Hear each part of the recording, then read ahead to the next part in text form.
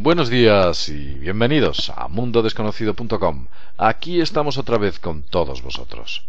En esta ocasión nos traemos las 10 formas o métodos de manipulación mediática. Cómo los grandes medios de comunicación nos manipulan.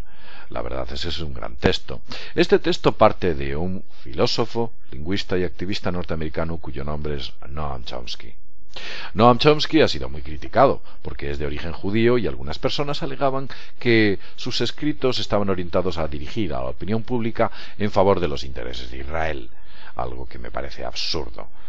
De alguna manera estaban diciendo que Noam Chomsky es un infiltrado, una cosa desde mi juicio y desde mi punto de vista que no obedece a la realidad. Y vamos a analizar qué es exactamente lo que el señor Chomsky, de manera muy inteligente, nos resume en estos 10 puntos. Seguro que os va a interesar. Veréis, el primer punto dice lo siguiente: la estrategia de distracción. Sí, los grandes medios de comunicación nos distraen. En ocasiones ocurren acontecimientos paralelos a otros para de alguna manera que la gente se distraiga, su foco se oriente en cuestiones poco interesantes y lo que realmente le interesa sea ocultado. Un ejemplo de ello es, en España ocurrió que la reforma, una de las importantes reformas laborales, sucedió justamente cuando España ganó el Mundial de Fútbol. Todo el mundo se centraba en el campeonato, en la selección española y cómo ganó. Y muy poca gente pensó en aquella reforma laboral. Lo metieron ávidamente.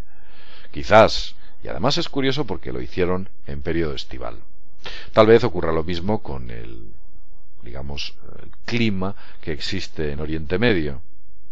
Tal vez cuando comiencen las Olimpiadas de este año en Londres es cuando se produzca el conflicto en Oriente Medio, tomando Irán o ejecutando actos contra Siria. No lo sabemos, pero quizás aprovechen una cuestión para ocultar la otra. Si tu corredor de carreras preferido de 100 metros está en la pista de atletismo jugando la final, no te vas a preocupar mucho de lo que está ocurriendo en Oriente Próximo. De tal manera que efectivamente existe una estrategia de distracción. Chomsky habla más adelante sobre otro tipo de estrategias y vamos con la segunda.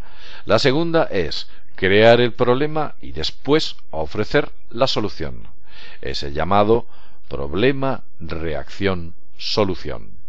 Es una estrategia muy inteligente por su parte, como son capaces de operar en ciertas condiciones para que nosotros aceptemos lo que podríamos considerar inaceptable.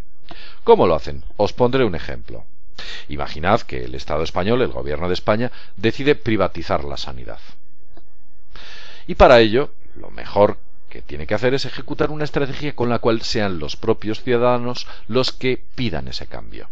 ¿Cómo lo hacen? Muy sencillo.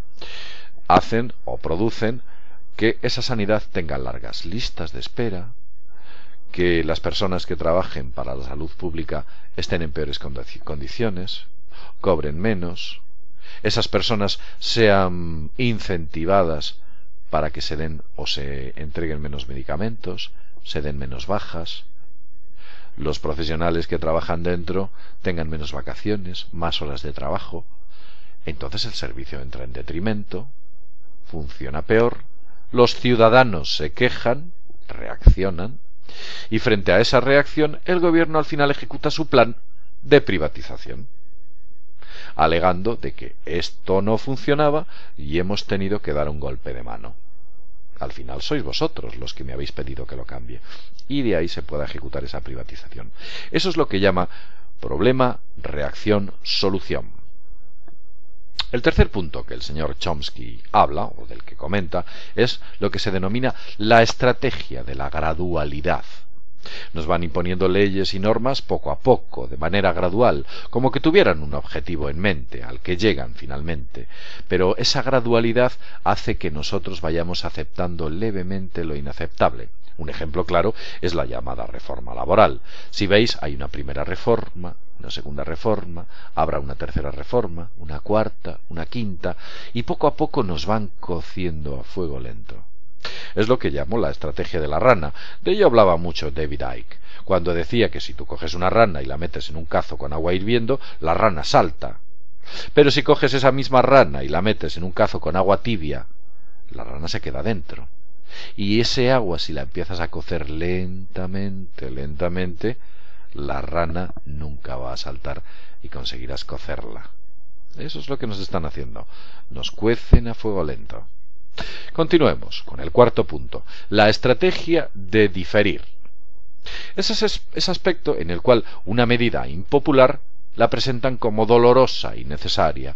Hemos tenido que adoptar estas medidas por el bien de todos, porque para que en un futuro podáis conseguir grandes resultados, podamos en un futuro eliminar la deuda, podamos en un futuro conseguir los objetivos de crecimiento. Fijaos este lenguaje.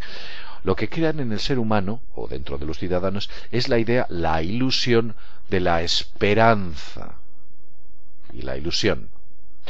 Toman una medida dolorosa diciendo que con ello van a obtener grandes resultados y es en beneficio de todos. Y al final lo que ocurre es que la medida la han tomado, te han destruido todos aquellos beneficios que tenías para que finalmente no obtengas aquello de lo que te estaban hablando. Eso es lo que hacen. La estrategia de diferir. Otra más. Como número 5, Noam Chomsky dice lo siguiente: se dirigen al público como criaturas de poca edad. Y es verdad. En ocasiones ves programas que tratan a la gente como que fuéramos estúpidos. Nos cuentan las cosas como que tuviéramos 5 años. Nos las justifican como que fuéramos niños. Y somos hombres y mujeres adultos con capacidad analítica como para entender de alguna manera lo que tú tratas de decirme.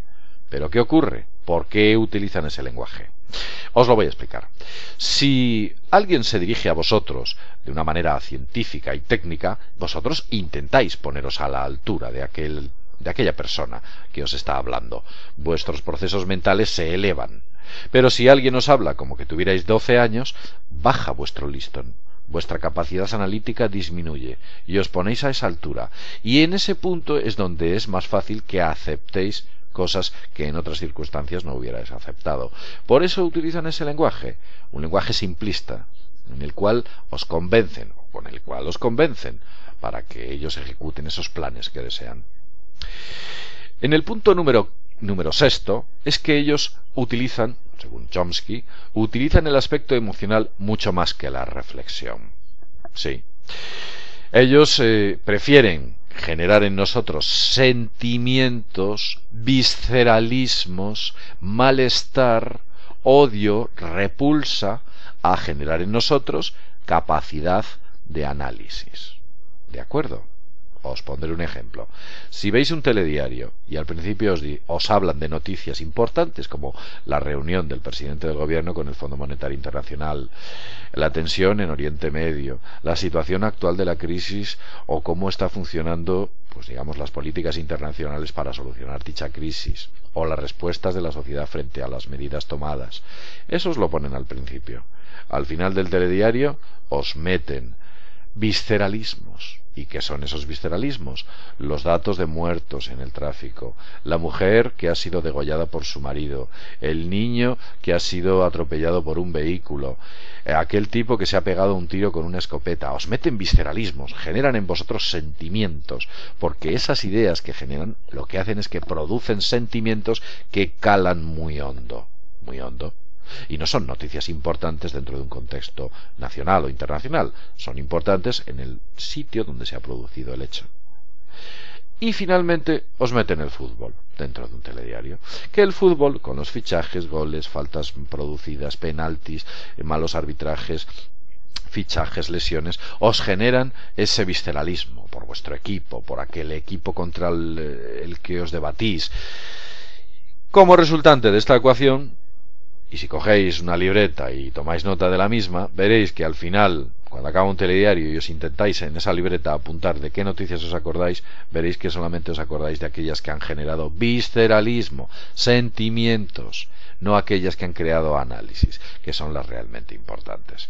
Hacer la prueba, coger una libreta después de un telediario y apuntar, no hagáis trampa, coger una libreta después de un telediario y apuntar de qué noticias os acordáis. Veréis como solo os acordáis de las noticias visceralistas. Ellos lo saben. Bien, también hay una cuestión importante.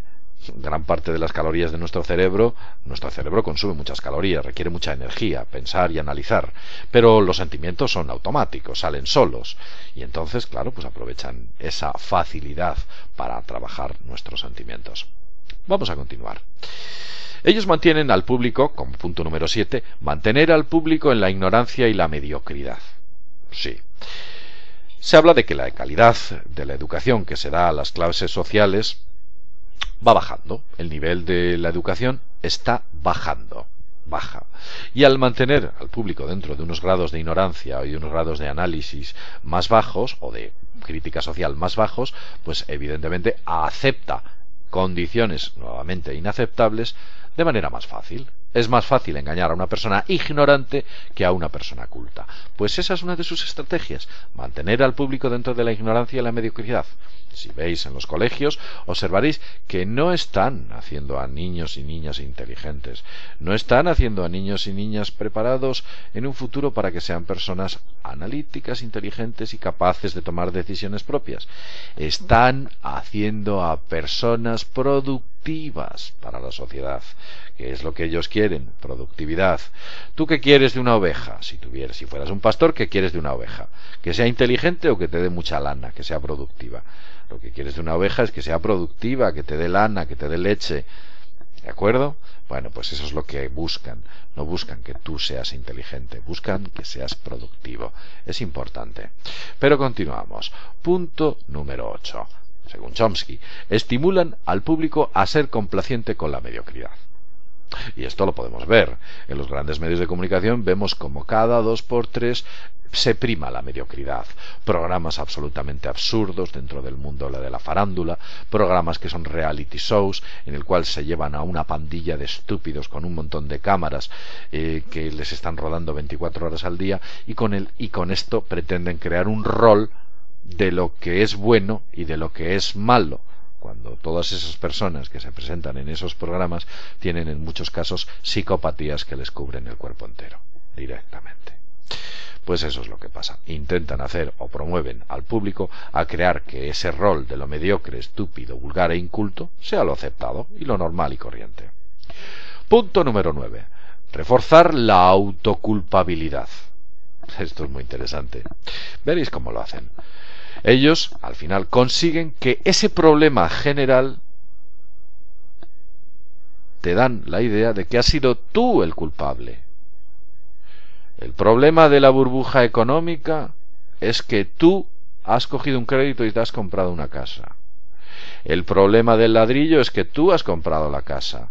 Y nuestra crisis actual viene porque tú has utilizado los bancos.